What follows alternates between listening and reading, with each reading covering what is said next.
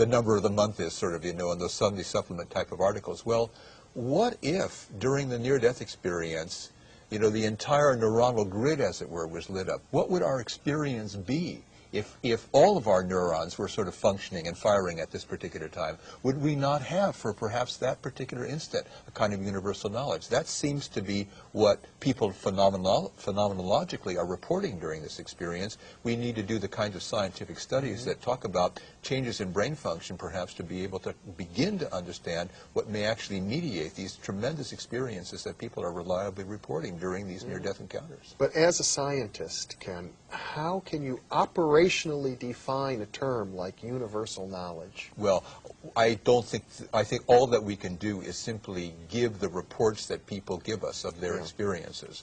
They say this repeatedly, that they had omniscience, or they had a kind of universal knowledge pour into them. Many mystics have said exactly the same thing when they have their experiences. In my view, the near-death experience is a kind of mystical experience. And so even though we can't operationalize these kinds of experiences, or say, here are the operations that we can do to induce this particular experience, what we can do, at least at this point in our research, is collate all of these accounts and see their commonalities, not only among near-death experiences, but with other allied experiences, such as mystical or religious or experience of cosmic consciousness. All of these experiences seem to be, if not brothers, then at least cousins in the same family. And the kinds of explanations that are offered for one would presumably suffice to be able to explain the others.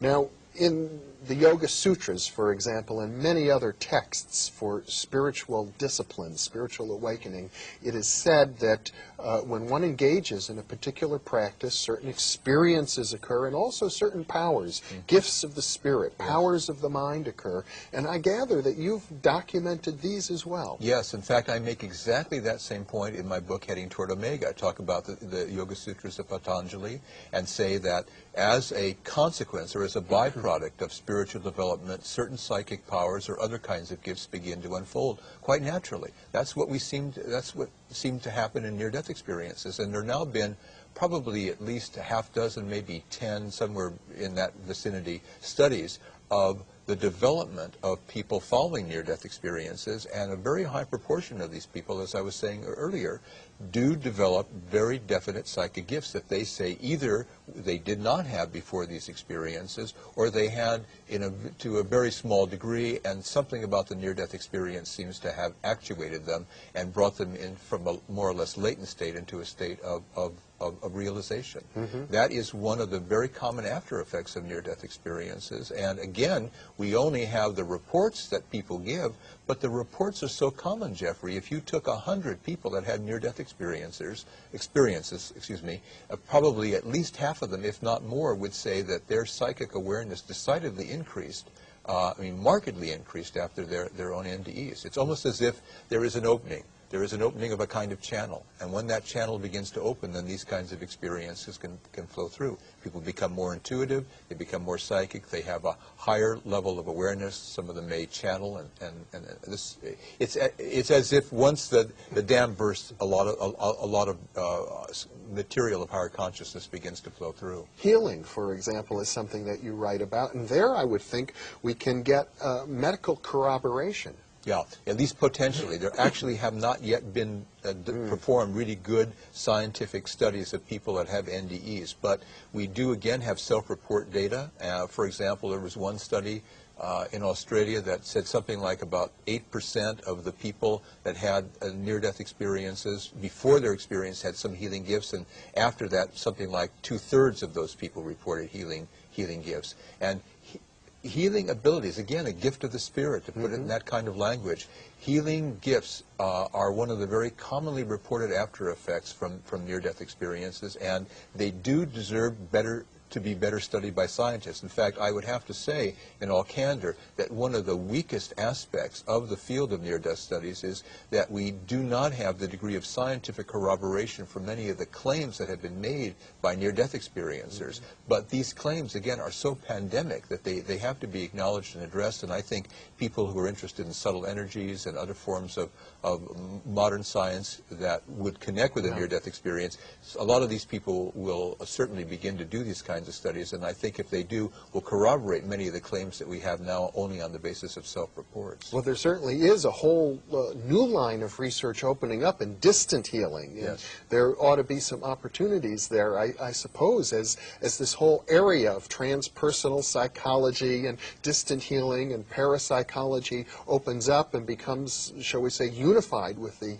field of near-death research. One would expect more and more kinds of synergistic research to occur. Well, I certainly hope that in many of the talks that I've given, I've tried to encourage people from all of these disciplines to take a look at the near-death phenomenon and begin to research it in laboratories and in other objective settings so that we can really extend this field beyond the level of self-report where it mostly exists now. Ken, we're about to take a break.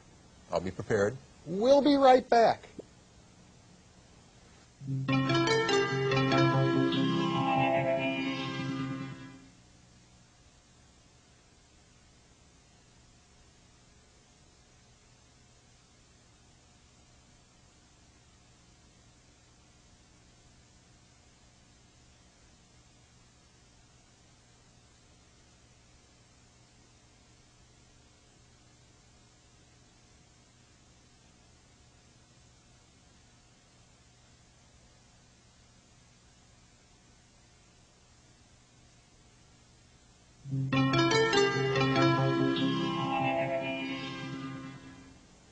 Welcome back to Thinking Aloud. I'm your host, Jeffrey Mishlove. My guest is Professor Kenneth Ring, one of the leading authorities in the world on the phenomenon of the near-death experience. He is author of Lessons from the Light and a half a dozen other books.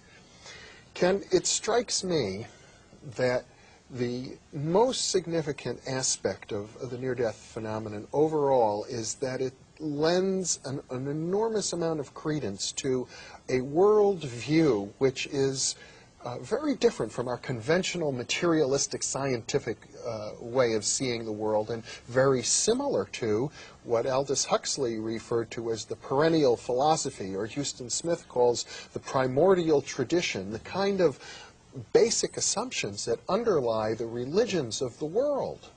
I think it does connect with that, and one of the things that has struck me in my research on this phenomenon, and I think is also true for other people who've looked into it, is that people who have this experience, almost regardless of their initial point of view, if they were religious or if they were not religious, if they were spiritual or not spiritual, if they were atheistic or not, they come to have almost a similar point of view along the lines of the perennial philosophy. They describe themselves as much more spiritual people, not necessarily more religious, and they make such statements as, I feel as if I would be at home in any church, or all religions have truth. There are a lot of pronouncements that if people were made by near-death experiencers, which if they were familiar with the idea of a perennial philosophy, they would have no difficulty in endorsing. I think this is a very beautiful aspect of the experience, too, because it suggests that once you have this kind of awakening, whether through a near-death experience or in some other way, then you come to a point not only of this kind of realization, but you have a sense of tolerance and appreciation for the diversity of religious or spiritual worldviews, but you see it within this sort of overarching framework of the perennial philosophy or the universality of a spiritual framework. You've even documented, as I recall, cases of people who were adamantly atheistic, yes, who then have the near-death experience. And how do they integrate it? Well, the people that I've talked with who have described themselves as skeptics, as agnostics, or as atheists often have difficulty using religious terms afterward, but they know what they've experienced, and the term, which is almost a code word in a certain sense for this, is the light. They don't have any difficulty talking about the light, but they might have difficulty talking about God or more obviously religious terms.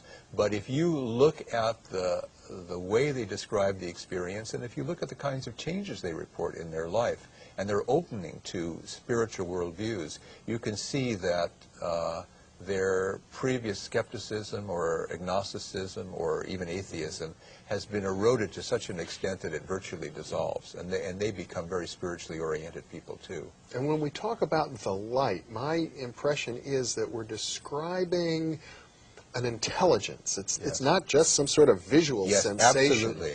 It's as if one is there in the presence of a great, comforting, wise intelligence. Spiritual guides, for example,